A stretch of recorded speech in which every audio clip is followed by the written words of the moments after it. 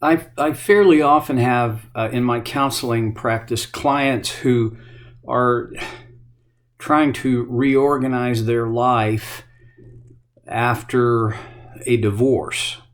And divorces happen for a variety of reasons. You can put them into several buckets, but they're still each one is its own thing. And if you have been divorced, you know this to be true. If you've been paying attention in your friendships and associations, you know how true this is. One of the common denominators that I see as I do what I can to help people figure out a pathway through this difficult process is that in some ways the justice system doesn't work well. There's no way that a system of justice can be amenable and friendly and kind to everyone. It just can't. That would be a mercy system. But a justice system has to work on the basis of cause and effect to a degree. It has to do with here are the laws, and when you break them, here are the consequences.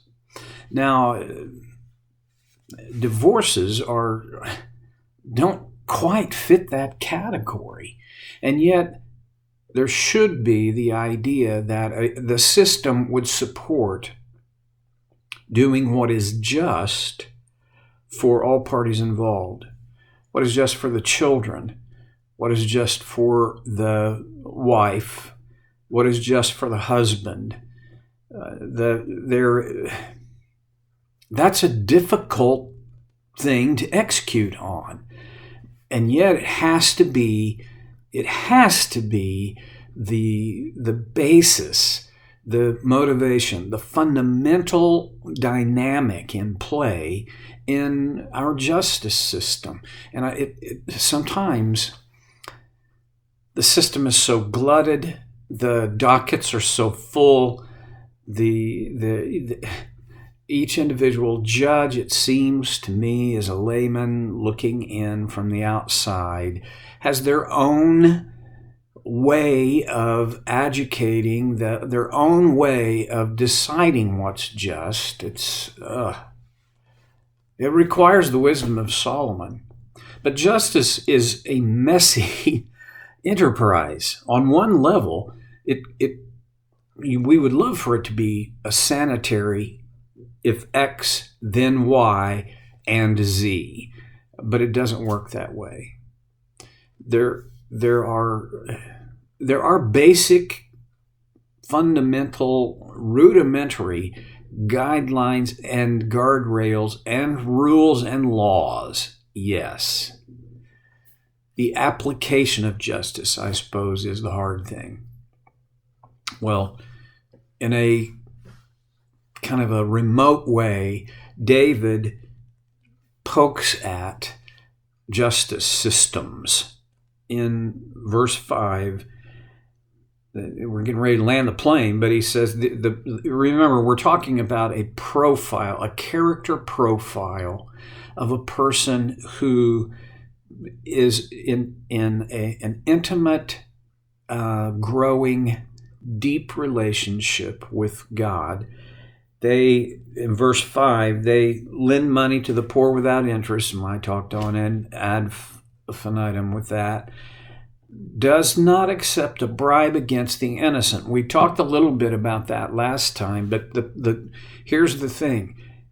When anything gets in the way of justice other than mercy, you have a broken system. Across the world today, in America, we think, and I'm guilty of thinking this, that our system is so broken. Well, yes, it is, but holy smokes, you have no idea. If you've not traveled to the third world, you have no idea what an actual broken system looks like. And I don't mean that as an accusation. I don't mean that as a criticism. It's a fact. And the biggest brokenness in the systems I have observed in third world countries is graft. And at the heart of graft is bribery. I imagine I will never forget this. My first real third world experience was when I was in high school, and my family traveled, I've talked about this before, to Juarez, Mexico. My mom and dad had good friends that were the directors of an orphanage there. And my first glance at poverty, people living in houses made of cardboard. This was in the late 1960s. And so it had a profound impact on me. But at that point, I was young enough. I mean, I was going into the 9th grade, very impressionable, but I didn't have enough background to gather all or even much of the appropriate information to draw conclusions. I just thought, wow, so that's poverty. That's awful. And then Debbie and I traveled with Christ in Youth on a leaders trip to the Dominican Republic. Now, let me just say, today, the Dominican Republic is building a reputation, a wonderful reputation as a destination. And if you go to the resort areas on the coast, it is gorgeous. The Caribbean is, wow, so beautiful and so desirable as a destination. But when you move away from the resorts and into the urban area, then out into the rural areas, you realize, yes, the Dominican Republic is making its way into at least the second world, but there is still, they're still very much in the developmental stage. Well, I remember when we went, and Billy and Betty Loft were the missionaries that were our hosts, and Debbie and I became good friends with them. We were driving. I wasn't driving. He was driving, Billy. And oh my goodness, it was not like any kind of traffic situation I'd ever driven in. So I just said, hey, do all these people have driver's license? And he said, well, most of them. I said, okay, how do you get a driver's license here? He said, well, you go down and you put out a bribe and they give you your license. You what? You give a bribe and they give you, that's how life worked. In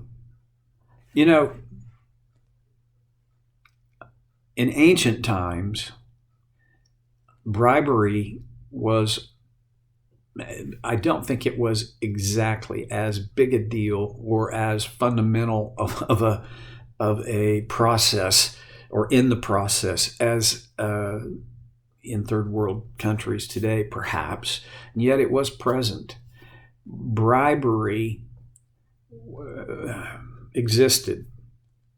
And I think what David is saying is, hey, two things. Number one, justice needs to be the objective. What's the point of bribery? The point of bribery is to an end around to somehow sidestep justice to get what you want. And David said, no, justice has to be the objective of a person of character. Micah said one of the three things that most honors God is to do justice. He also said to love mercy. Those two things, it's hard to, how do you weave those together, justice and mercy? Well, it's a very dynamic process. But David here is talking about justice, who does not accept a bribe for the innocent. Right? So justice is the point. And here's the thing. He doesn't, little thing, maybe it matters, that this person doesn't accept a bribe for the innocent. It's not just that they don't offer a bribe to do an end around, but they don't accept a bribe against the innocent. In other words, the innocent are to be protected. And it doesn't matter the position, the power, the wealth and resources of the accuser. We don't accept a bribe. And here is the reputational aspect. Our character as followers of Christ now on this side of the cross, and in David's day as God-fearing people, our reputation was that our character would not participate in this whole bribery dance. Don't even bother, because we don't accept bribes against the innocent.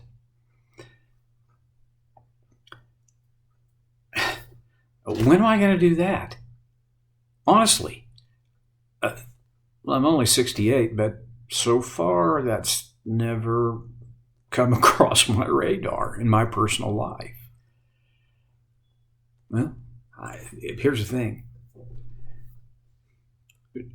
David and the Holy Spirit through David is recording and developing this profile that I want to be true of me, and an aspect of that is I have integrity, and my integrity is intact. Bribery can't change that. I know it's a reach, but there's some times when profit is almost a bribe. Please hear me out. I'm not saying profit is wrong. I'm just saying that there are times when profit becomes so important to us that it's the only thing that's important to us, and what is right becomes secondary to what will make a profit.